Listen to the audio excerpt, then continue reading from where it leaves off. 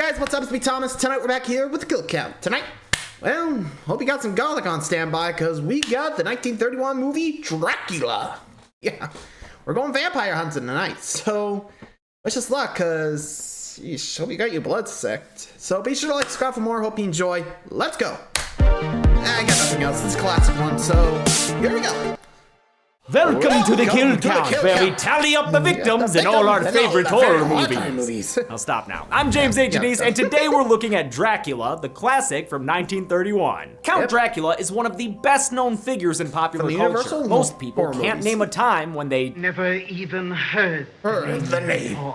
He's been featured in over 200 films, including non-English language films, animated films, and adult films. He's been parodied in comedies and cartoons, plastered all over merchandise, and is the final boss of a prominent video game series. Whether he's depicted as a rap man or an absolute sex pop, Count Dracula is freaking everywhere. The Count was created by Bram Stoker in his 1897 novel Dracula. The character was inspired by vampires of folklore and named after, but not based on, the 15th century Transylvanian prince Vlad the Impaler. Earlier screen adaptations include a now-lost Hungarian film from 1921, and of course, F.W. Murnau's Nosferatu, a silent German film released in 1922. Universal's Dracula is the first sound film based on Stoker's novel, or more accurately, based on the Broadway play based on Stoker's novel. Aside from a couple of earlier silent flicks that generally aren't counted, Dracula is also the first film among the Universal monster movies, which was probably the earliest cinematic universe. That means Dracula is basically Universal Horror's Iron Man. As classic as it is, especially with Bela Lugosi's iconic performance, Dracula does feel a bit more shoddy than the later Universal films, including Frankenstein, which would be released later the same year. Director Todd Browning, a prolific silent filmmaker, struggled to adapt his style to movies with sound. Some sequences leave Dracula feeling extra old-fashioned, which is compounded by its complete lack of any special effects. It also has a lackluster ending, in my opinion. But none of that stopped it from being a huge success upon release, nor can it negate its massive, persistent influence. Since this movie started a movement, only makes sense for today's sponsor to also be Movement. Movement is an accessories brand that's best known for their watches, like this one. It's called Raptor Honey Smoke. Boy, does that sound delicious. Nowadays, Movement has grown to have way more than just timekeepers. For instance, do you want to rock some wrist bling without a constant reminder of time's never-ending march towards oblivion? Then check out Movement's new jewelry. Chelsea's loving her new silver bracelet, which is both stylish and excellent vamp repellent. Oh, wait a minute, silver's not for vampires. That's for the other guy, huh? Oh, thank God, she's got it covered. And looking damn good while she does it too. Movement also offers blue light filtering glasses and sunglasses, perfect for protecting your eyes from hyper-specific beams of light. There you go, Drac. Now you can doom scroll from your coffin all night. If you want to make the Movement move for yourself, just use the link in our description. I recommend doing it soon. Between now and July 25th, Movement is having a 25% off sale site-wide. But that's only if you use our link. That's right, kids. We're providing the hookup. Let's take a look at what is now the oldest movie on the kill count and get to the kills. Dang, the oldest film. I mean, unless it's a film from 1910, that's gonna be hard to beat. So yeah, the oldest film year, Dracula. This is gonna be interesting. So, like I said, hope you got a wooden stake nearby and some garlic, because we're gonna need it. So, let's get to it. Time for Bram Stoker's, Dracula. Sorry, I had nothing else. Go! The movie begins with the title card. Yo, is that the bat signal back there? Ain't no Elfman music playing though. We get the Swan theme instead, from Tchaikovsky's famous ballet, Swan Lake. The Swan theme is like a would-be Universal horror theme song, having scored the credits for Dracula, Murders in the Rue Morgue, and The Mummy, as well as the earlier silent Phantom of the Opera. Stop spooking people, Swan! A packed carriage hauls ass through the map-painting mountains, its occupants jumping eager to reach their destination before sundown, because once night falls, they've got to deal with Nosferatu. Nah, man, you're talking about the wrong movie. That ratty motherfucker can go flip light switches for all I care. That lady bouncing around, by the way, who also had the movie's first line of dialogue, dialogue is Carla Laemmle, cousin to Universal Horror's patron saint Carl Laemmle Jr. Jr.'s dad, Carl Sr., was of course a co-founder and president of Universal Pictures. Carla Laemmle was the last surviving cast member of this movie when she died in 2014 at the age of 104. What a badass. They gallop into Epcot's Germany pavilion, and everyone disembarks to shop at Der Teddy Bear. A guy named Renfield wants to continue on to Borgo Pass. He's here on some midnight business! And with whom? Count Dracula. Count Dracula? Dracula's? Yes. Renfield's hoping to sell Dracula his monorail, but the locals say the Count and his wives are vampires. They take the form of wolves and bats. Wait, what? Dracula can turn into a wolf too? I thought that was only the other guy. They leave their That's actually in the original legend, I think, too. And they feed on the blood of the living. Thanks for the vampire cliff notes, Stashman Crothers. Surely helpful to 1931 audiences who weren't as familiar with vampires and their blood-drinking proclivities, or their weakness to bling, like the cross this woman gives to Renfield in a freeze frame. That freeze frame is part of the movie. I didn't edit this in. This is how it is. You sure? So don't get cross with me. With the sun going down, it's time to hit the town. That's the motto of Count Dracula and all his lady wives who climb out of their coffins to join the bees and the possums? Possums? I always forget the difference. Dracula himself. Oh, so did anyone else notice the bee had its own coffin? Like, what? Is it a vampire bee? Or did one of the vampires turn into a bee and get in the coffin? Like, I want to know. Like, huh? I swear there was a tiny coffin for that bee. Anyway, the vampire lord himself, Dracula, has finally come out to play.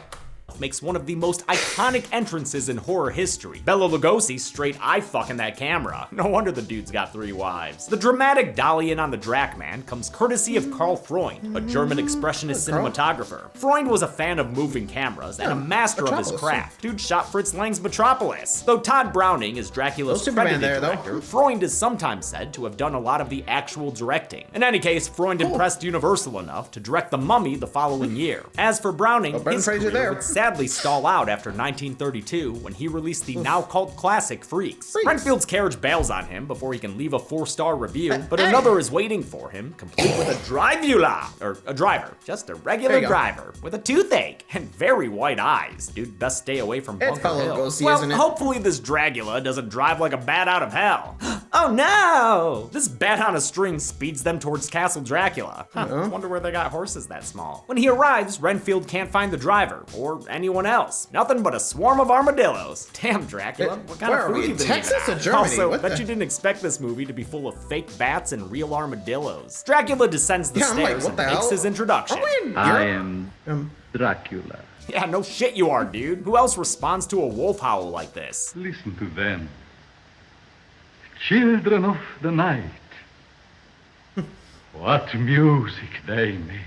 Is he about to start rapping about his zing? Bela Lugosi was a Hungarian expat who left his country to escape political unrest. He had to learn early roles phonetically since he couldn't speak English at first, but eventually wound up on Broadway in 1927 when he started playing Dracula. Despite the experience, he still had to lobby Universal and take a pay cut to earn the role on the big screen. Earlier choices for a Dractor included the Man of a Thousand Faces, Lon Chaney, Caligari cabinet member Conrad Veidt, and John Carradine, who'd get his turn in the cape in the 40s in House of Frankenstein and House of Dracula. Many amazing actors have played Dracula, but Lugosi is still the most associated with the role. Bela Lugosi showed the world for all time how a vampire was supposed to look, how a vampire was supposed to act, and how a vampire was supposed to talk. Not only that, he also showed how a vampire should steal your girl. Well, my father's performance in Dracula brought him to the attention of, in particular, the female portion of the audience. They loved his performance. They must have found something of sexual overtones in it. Yeah, dude, your dad was hot. He's a fancy... Yeah, fair enough. Though, sorry, I gotta check to see where, like, Transylvania is. Like, I mean, it'd be kind of ironic if it's, like... Oh, here we go. Let's see here. Central Europe, Romania. I'm sorry, but you gotta admit, like, if he was from, like, Romania, or actually, Hungarian, sorry, it just, well, it looks like he's in the area of that, I think. Sorry, I think it was part of Hungary at one point. They were in a war for a while, too. Yeah, Hungarian tribes. Who knew? So that's ironic. Would have had some like claim to Transylvania back in the day. I think that's why he does fit the role. But hey, if it works, it works, right? So I wonder why. Like, you think if they didn't, who do you think they would have went for? Anyway, back to Lugosi's vampire. Looking guy, a straight up glampire, even if he can't afford his castle's cleaning fees. Dracula's castle was a big set with good feng shui, and Universal got double the use out of it. In an early effort to reach non-English speaking audiences, Universal produced a Spanish language version of Dracula simultaneously. So the cast for the English version would come in the morning. Started shooting at 8 o'clock, and the Spanish cast will come in the evening. We shot all night long till next morning. Because we use exactly the same sets. Directed by George Melford through an interpreter, since he didn't speak the language, the Spanish crew would look at the English language footage and use it to one-up their counterpart production. That's why it's sometimes considered the technically superior film. It also had better optical effects and was quite a bit sexier. Just check out the décolletage on its Mina, played by Lupita Tovar.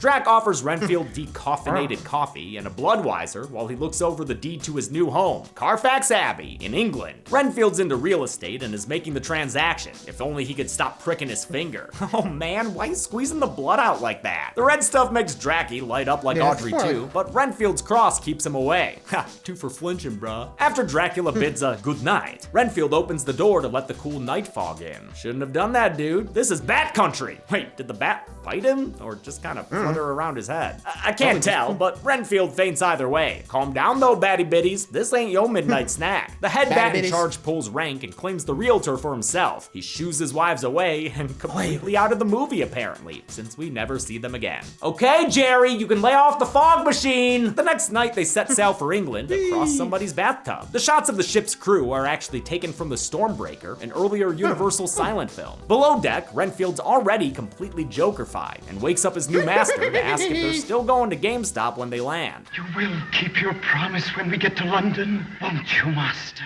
Annoyed, Dracula blows him off to watch the crew's Benny Hill routine. Drac doesn't get British comedy though. His taste in humor is more irony. So he slaughters every last deckhand like a T-Rex headed for San Diego. An exact body count is tricky thanks to these cutaways and the constant buckets of theme park water, but the most crewmen included in a single shot is 11. So that's what we're saying the count gave us for the count. This includes the captain, whose corpse is found tied to the wheel when the ship lands in beautiful sunny London. The headlines scream bloody murder! Pitch at least 2 great metal band names and blame poor Renfield for the kills. Oh, come on, you're gonna blame this guy for murder?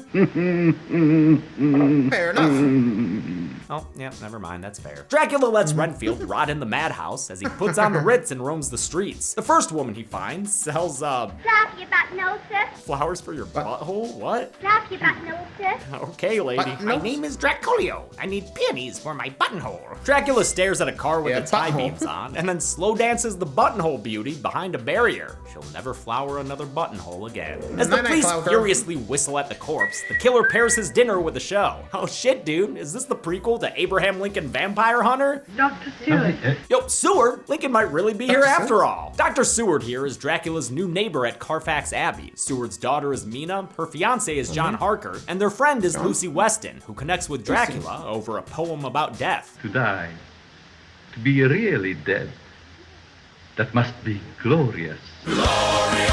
Mina's not as into Drac, and her himbo John gets into a pissing contest with the Count. I should imagine it would need quite extensive repairs. I shall do very little repairing. One of the funniest parts of Dracula is how often and severely John Harker gets his shit wrecked. Lucy even piles on when the girls gossip about the Count that night. Oh, I suppose he's all right. But give me someone a little more normal. Like John? Get his ass, Lucy. I like this little scene between these characters. In some adaptations, Lucy and Mina's friendship is a bit more sapphic, something that many people say is subtextual in Stoker's novel. It's not present in this movie, but Lucy is more sexually open, a common trait for the character that lends itself to all sorts of fun analyses. Roaming the streets of— Yeah, poor Lucy though. Just got thirsty for the wrong person. Actually, I think I remember reading early scenes, some like cliff notes of the story that well, Mina actually does help them get to Dracula, which, well, yeah, don't worry, Mina survives the whole thing. Or at least that's what I remember, but, been around before, so, well, they do change between times, so, anyway, looks like Dracula's decided to come by for a visit.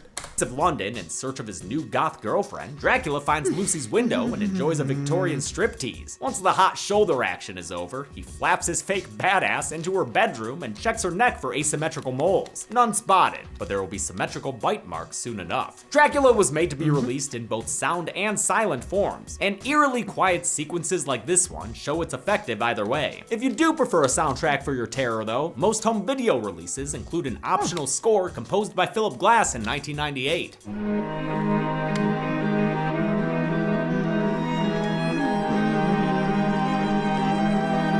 an operating theater, we find out that Lucy has died from her midnight Drac attack. The surgeons are baffled by her neck marks and lack of blood, so they call in Dr. Otto Octavius, or Professor Van Helsing. Gentlemen, there he goes.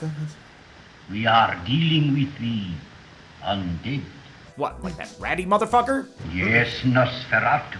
Thought so. Dr. Seward is skeptical, but Van Helsing tells him to open his mind. The superstition of yesterday can become the scientific reality of today. Yeah, how about that, Neil deGrasse Tyson? At Seward's sanitarium, where life is beautiful all the time, Renfield's been trying to eat spiders and flies thanks to his newfound taste for blood. Dude's getting pretty Gollum up in this bitch. Van Helsing tries to disarm Renfield with a gentle German hand massage, but Rennie only wants the finest manicures. Keep your filthy hands to yourself. They hear a wolf howl as the sun goes down, meaning it's Dracula o'clock. Right after the camera moves away long enough for Mr. Lugosi to get on set.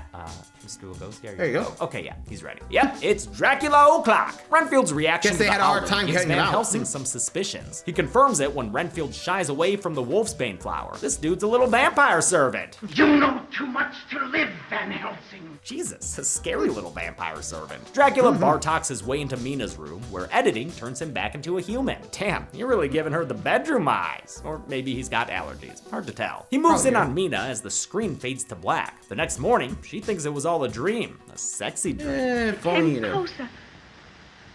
And closer. Hey, closer. I felt his breath on my face. And then its lips. Ooh, it's getting hot in here. John tells her to forget her silly erotic dream with another man, and Van Helsing checks her for hickeys, which is when he finds a pair of bite marks. What could have caused them, Professor? Count Dracula. Wait, what? Oh, the maid was just announcing his arrival. I love when a joke in a 90-year-old movie can still get a laugh out of me. We finally get a collision between a couple of colossal characters. Van Helsing, a most distinguished scientist whose name we know, even in the wild of Transylvania. Your clapback is a little bow, dude? Come on, even Harker could have done better. I can imagine. Maybe not. Turns out Dracula's been sliding into Mina's DMs and telling her spooky anecdotes. Dude all but kisses her goodnight right in front of her fiance, so Harker prepares to whoop some Eastern European ass. Van Helsing holds him back though, because the Count's ass ain't got no reflection. It's a straight up invisible ass, and I thought that was only the other guy. Hell of a discovery, Van Helsing. Gonna keep it close to your chest, or... Look. Nope, gonna play that hand right now. Get that shit out of here! With such a suspicious reaction, Drac's gonna have to cover by saying something normal. For one who has not lived even a single lifetime, you are a wise man, Van Helsing. Maybe next time. He leaves and transforms into a wolf off screen, because, yeah, shape-shifting is one of many Nosferatu tools at his disposal. Van Helsing tells Seward and Harker that Dracula's a bona fide vampire. When Harker presses X to doubt, the professor says he's playing right into them bad hands, or wings. The strength of the vampire is that people will not believe in him. Tell you who does believe in vampires, Harker's fiance, because she's having a midnight meeting with the Count, getting all up under that cape. Renfield shows up all of a sudden, giggling and staring with his creepy wide eyes. He tries to warn them that Mina's in danger until a bat appears and tells him to shut the fuck up. No, Master. I wasn't going to say anything. I told him nothing.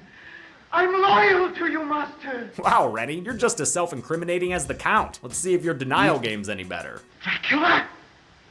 I never even heard the name before. You don't know him. Literally Renfield's just- performance has a lot of different shades to it, all played enthusiastically by Dwight Fry, who we saw as Fritz in Frankenstein. Fry appeared in a number of Universal horror films, but And sadly Invisible died of a Man, heart attack in Frankenstein. 1943 at the young age of 44. A maid rushes in and says she's found Mina unconscious on the lawn. Again, that girl's gotta lay off the fireball. The expert. Yeah, and this is why you gotta keep an eye out in case, you know, that one's acting a little weird, because, well, that can happen, and more. Worse, too. Anyway, moving on. Ernst and John rush to check on her, leaving the maid alone with the giggling madman.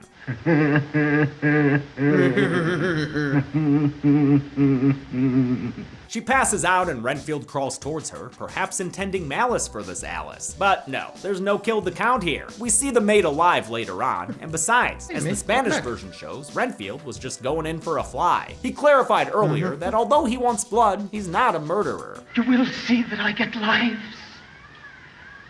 Not human lives, but small ones. Mina regains consciousness and starts coming to her senses too. No, John. You mustn't touch me. And you mustn't kiss me. Ever again. Damn, Harker, get wrecked. As the others plot how to kill Count Dracula, Renfield shows up so Dwight Fry can deliver a monologue. Rats.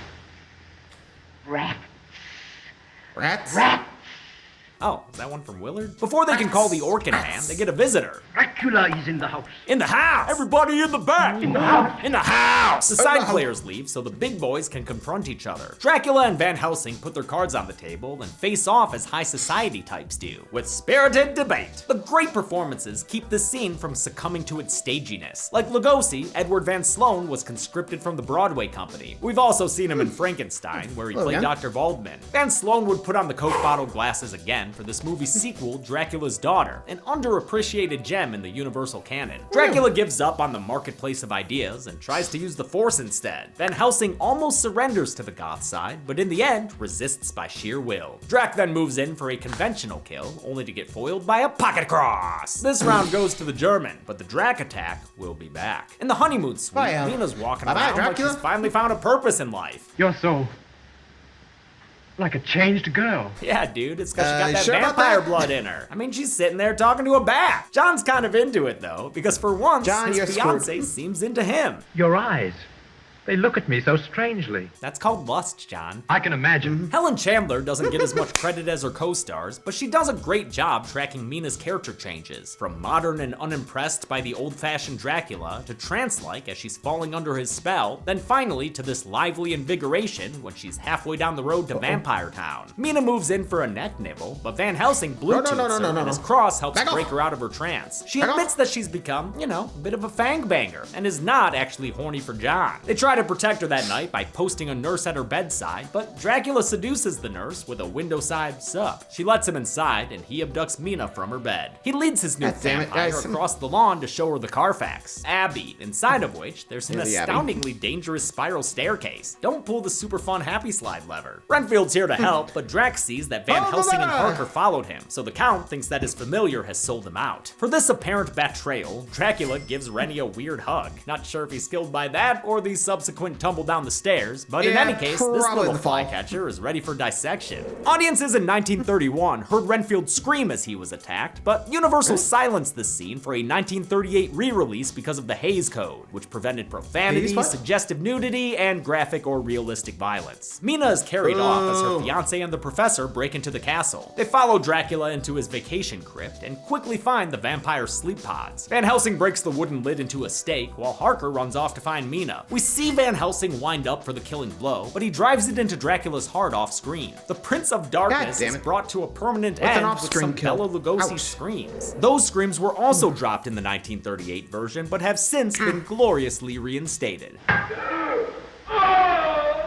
What music he makes. With Dracula dead, his curse is lifted from Mina, who feels herself up in the corner. All right, guess it's one last moment to herself before she's forced to be with John the Vampire Hunter and his D. They exit the Abbey to wedding bells, and Van Helsing stays behind to do sequel stuff. The end. One of Dracula's many derivatives is, of course, the Count from Sesame Street. So let's honor him and get to the numbers. Whee! There you go. 15 people died in Dracula, with only 2 of them women. The rest were all men. Huh. you'd think a vampire pie would be a bit more red. Compared to his pals that I've covered, Drac had 10 more deaths than Frankenstein and 90 fewer than the Invisible Man. Never forget that train crash. Due to that With a runtime train, of 75 minutes, we had a kill on average every 5 minutes. 5 minutes. I'll give the Golden Nice. Chainsaw for coolest kill to Renfield. Almost every kill happens off screen, but with Rennie, we get to watch him fall down the stairs like Father Karras. Dull Machete for lamest kill goes to Dracula himself. An icon shouldn't go out as a sound effect. Come on! And that's it. Dracula came out in 1931 and kicked off 2 decades of Universal's so-called Monster Rally films. I'll mash with more monsters soon, but until next time, I'm James A. Janice. This has been the Kill Count. And honestly, I'm not sure what to go for after this one. I could go with The Invisible Man, or I might go for the, black exploitation film, Dracula. I'm gonna go with Dracula. That'd be fun. Anyway, hope you enjoyed that Kill Count, and until next time, like, subscribe for more. See ya!